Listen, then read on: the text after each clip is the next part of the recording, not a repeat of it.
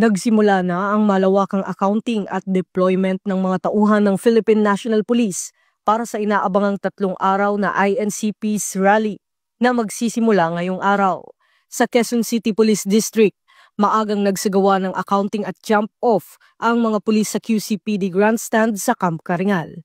Mula rito ay inilunsad ang kani-kanilang teams tungo sa mga itinalagang deployment sites sa lungsod, kabilang ang mga pangunahing kalsada at ruta na maaaring daanan ng mga dadalo sa programa.